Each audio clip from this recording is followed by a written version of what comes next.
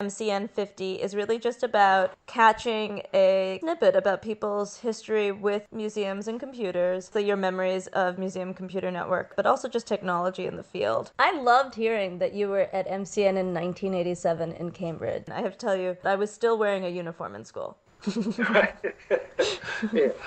I'm aware of the fact that I have been around for a while, yeah. Well, that's why we wanted to capture your voice. So will you tell us a little bit about MCN? First off, it was probably almost an afterthought that I went, because I had been, working in the curatorial department of the MFA Boston, doing my work and just trying to get it all done. And I had, by that point, started using a PC to try to help me organize records. And so I heard about this strange organization that was having a meeting across the river. And I thought, well, what could be so bad about going to visit that? And that was, in fact, MCN89 in Cambridge at the Marriott. And, I was the new kid in the class. I didn't know anybody. I walked in, and it was the beginning of a lifelong friendship with Jim Bellackaby, because he was the one who, of course, came out and greeted me and was so friendly. And, he was just like that all the time. He was a dear friend until he passed away. But I also met this guy. It turned out most of the time that I attended the MCN quote-unquote conference in deep discussion with this one guy, talking about data modeling and how his new system would accommodate some of the big issues that I had begun to stumble across in my own efforts. It's interesting. What you just said struck me as so long ago and yet so similar. A lot of my memories of MCN's past are about having deep conversations with people outside of sessions. Sounds like there was so much camaraderie there. And there still is so much camaraderie. And it's so individual. It's a network of people. That's what I always came back to. Right. So much of it was about knowing who to call and just share whatever you're up to, because everybody was so friendly, so willing to help you. And I got this flavor right off the bat from the beginning. So that was really, really a great event. I remember the one of the big ones that I went to that mattered a lot was the one that at the Dell in San Diego. It was at that one when Guy Herman, who was the IS director at Mystic Seaport, convinced me that I ought to, stand for election on the board. And that was one where I remember it was a gorgeous San Diego day, and yet there was this guy named Richard Guralnick who had been working in California, and he had written this new website using a new language, a tool, applying HTML. We spent the entire day in a darkened auditorium doing a big, huge class with Richard Guralnick teaching it, which, was the height of ludicrousness because it was a gorgeous day outside and here we were inside. It was one of those things where, that's why you go to MCN, to learn new tools, to learn how to do incredible things that, frankly, nobody had even been thinking about, a year or two before. It's almost like this really intensive seminar, right? Like it's the kind of best conference is because you're in there learning this stuff. And it's interesting for me. I mean, my first MCN would have been in the 2010s. It sounds like the culture hasn't changed very much. That is so important, this culture of learning. It's sort of, it's the excitement, it's the realization of what those possibilities are. That is a lot of what we as museum technologists do as well. We bring home the goods that we just found out about at the most recent conference that we were at, and somebody says, wow, that's fantastic. Can we do that? And you say, well, of course, but it would cost you money or time or effort, and then that sets the thing up. When you can just win over somebody with the obvious self-evident value of something, well then that's frankly the whole ball of wax. Everything else is just process and finding the resources to do it. For me, one of the things that I also found interesting is that your background is not tech. My background is also not tech originally. I'm an art historian. What makes you open to it? Not everybody is open to this. And picking up, just going back for a second, another thing I like about the MCN is they're all a bunch of fearless people. They are just going to go for it, no matter what, whether or not they're prepared or not. And that goes into this question of whether or not you've got the quote unquote proper background. I mean, what we're doing, we're all there because we're so excited about doing museum work, which is essentially all about sharing information. And how do you do that in the most efficient or coolest or most effective way is something that everyone there at MCN seemed to be truly excited about. And I've taken nourishment from the very beginning. And I figured that if that person can do what they're doing, I'll try it too. It is cool that everybody who comes from all these different walks of life somehow managed to pool their talents and get them refined and play off of each other so that, individually and collectively, we all are doing really important and great stuff. And that I attribute completely to the camaraderie of MCN. Yeah, it is like a field-wide.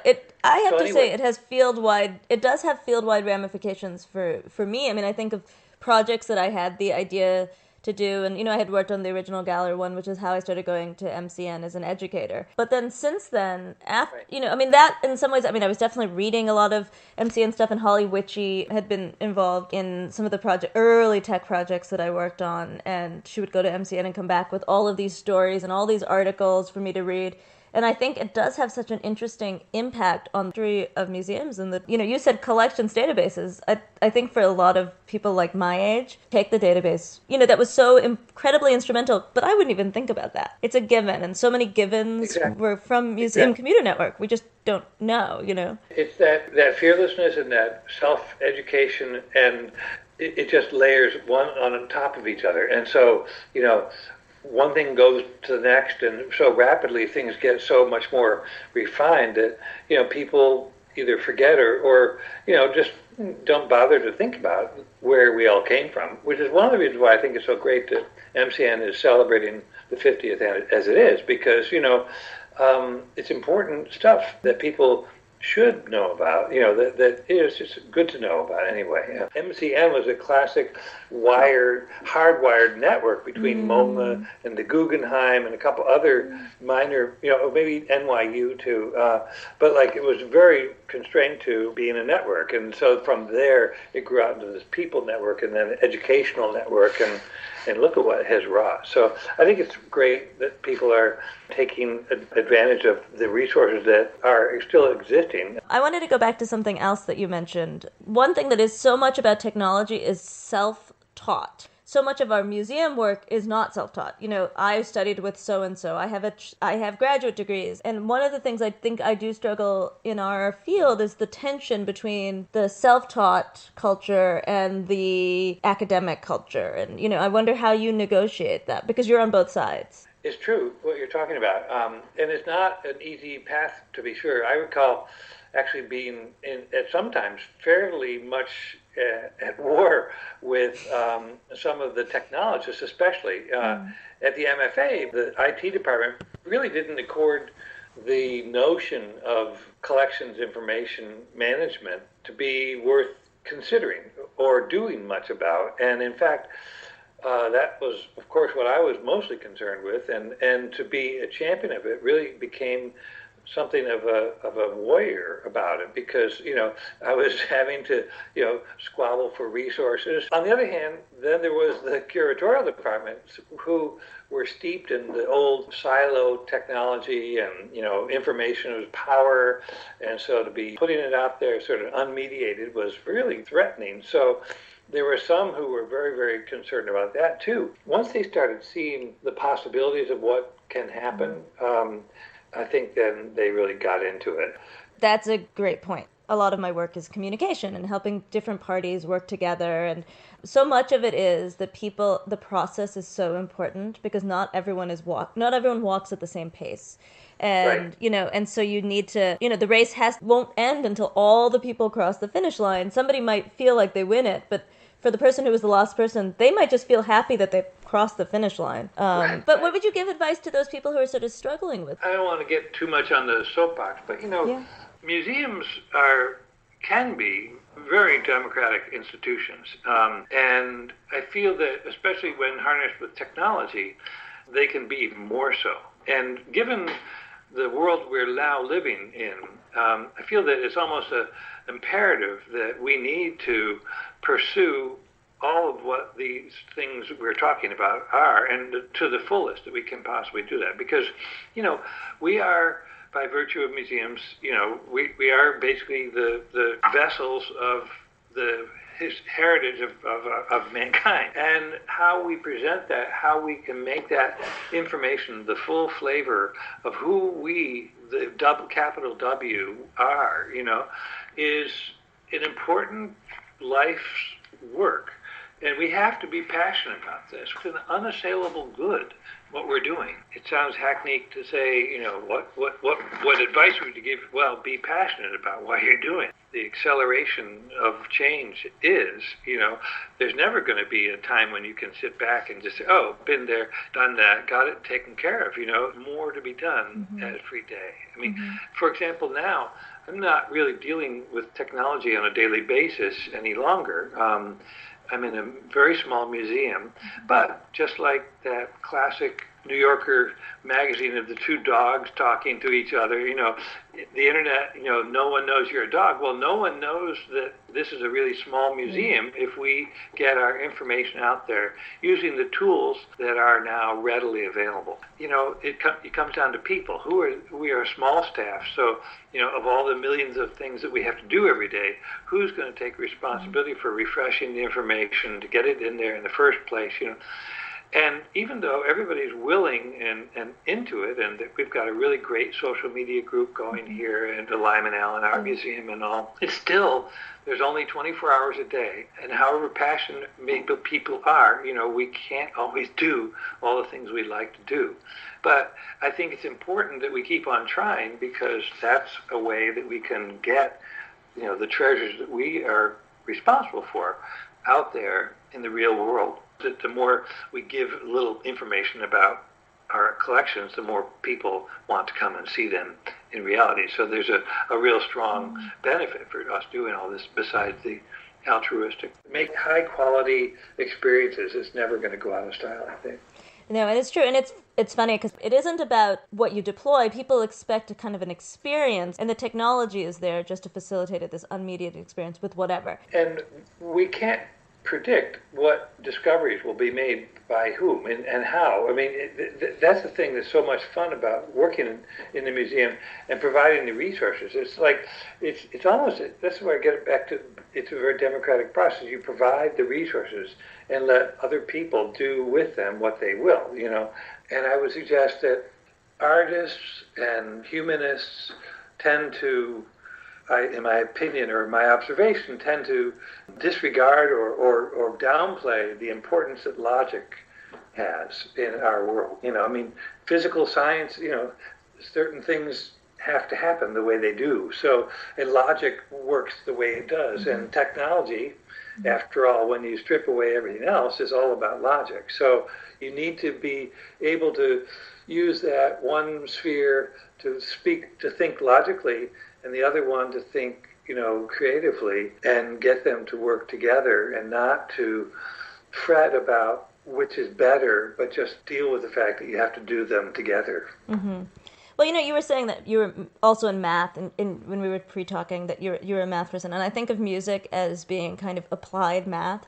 You're so good at the math that you don't even think about the math. And it's sort of like, for me, like teaching is, a lot of it is, I was a gallery teacher for many, many years, and, you don't have papers, and you're just there, you and the art, And a lot of it is drawing on all these things. You're creating an experience in the galleries. And I have I have a very sort of varied background. I have art history and then biology because I had wanted to be a medical illustrator. And then I went back and did user experience design. One of the things that's so interesting about the people who are kind of overlap things are people who have these varied backgrounds. I had noticed your varied background. And when I talk to people who are open and willing to try new things or learn on the spot, a lot of them are just they didn't go in one order. So they're open to all the paths ahead of them. And that I think is one of the best future, proofing. They use that kind of jingoistic term, but future proofing yourself is that you're willing to try things because you knew that there was lots of different ways you got them, and there's not a single path. And to me, that's about this field, about MCN, that it was open to lots of different people from lots of different paths going to lots of different places. No single beginning and no single end. Yeah, that's really, really true. I think actually that is a great place to end it, because the value of being open and willing to explore is, I think, the most important part of what goes into making a great museum technologist, or frankly, a person we'd like to befriend on the street. I mean, that openness, that inquisitiveness, that sort of omnivorous interest in life is what we all want. And so I think that's a great place to be ending this conversation. I didn't actually have all that many preconceptions about it. I was very pleased that, like I said before, that MCN is celebrating its 50th birthday, and I think this is a great way to talk about it, because it's been a good wellspring for starters, but as we were talking about, who knows where it's going to go in the future. But as long as there's more people who are interested in this stuff, and I'm certain that's the case, I'd say we have a very good future ahead of us.